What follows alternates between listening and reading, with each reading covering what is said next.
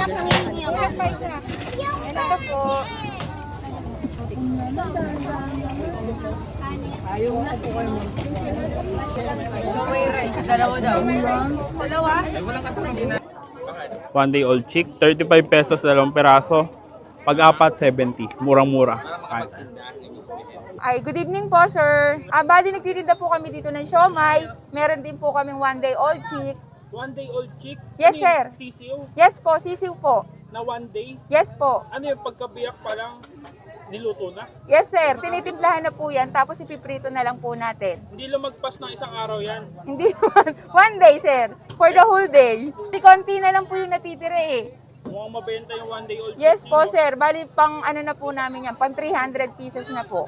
Itong sisiw na to? Puro rin yung sa balot, sir. Sa balot po. Okay. Opo. Bali, timplado na rin po yan, sir. Timpla. Opo. Yung timpla yung nagpa-orange. Opo, sir. Sa one day old chick, magkano po? Bali, dalawa 35 po niya. Mas malalaki po kasi ngayon ang bigay po ng supplier natin. Kaya dalawa po 35. Dalawa 35. Yes po. Pag-apat? Pag-apat po, 70 po. 70. Okay, mukhang makaka-discount ako doon sa apat. Oo, sir. Anim. Pag-anim is ano na po yun, 105. Ay, ang galing sa mata. Hindi, sir. Ano katagal ka na nagtitinda ng gantong street foods? Bali, ano pa lang po, mga 3 months pa lang po, 3 sir. months pa lang. Opo. Dito ka lang sa Davila nagtitinda? Yes po, sir. Pero before po, napwesto rin po kami dyan sa may circle po ng Lantek. Opo. Saan yun? Anong oras ka na pwesto dito, madam? Bali, mga 4 o'clock po, sir. 4 o'clock Opo. Hanggang 9:30 po. Pabili nga ako nitong inyong sisiw. 4 na sisiw. Wala bang kulay pink nito, madam? Wala, sir. Puro ano yan eh.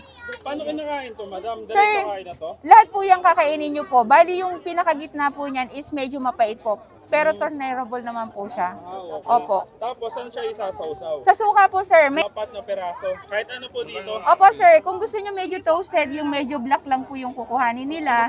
And then yung medyo light naman po, ang pagka-orange po niya, hindi po yung toasted. Ito. Kain natin ito mga box. So mga box, ito yung natagpuan natin. Tinuruto ni Kuya Jigs. Nakita natin dito sa may Davilan itong Andres street food na may mga siomay rice, siomay. Tapos ito yung kakaiba. Meron silang sisiw na tinitinda. Pero one day lang. So one day old chick. So ito first time ko makakain ito. Ayan. So kain daw lahat. Tapos sausaw lang sa suka. Man natin. First time. One day old chick. 35 pesos, dalawang peraso. Pag-apat, 70. Murang-mura.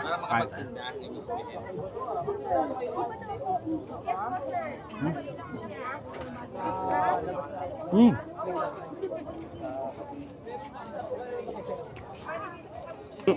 Malutong. Malambot din actually. Sarap.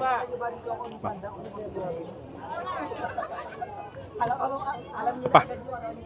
Kain. Yung lasa niya parang inadobo. May timpla na talaga siya. Tapos tama yung sinabi ni ate.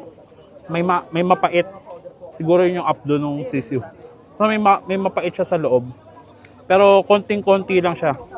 Kaya pag nakain mo na lahat, mawawala na, natatabunan na yung pait. Sarap nito. Para ang kumakain ng ulo ng manok.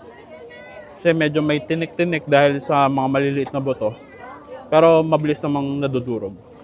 Guys, gusto nyo ng kakaibang food trip? Ito, one day old chick sa Andres street food. Dito lang yan sa Davilan. Mula alas 4 ng hapon, yan, hanggang maubos. Try nyo to. Kain tayo.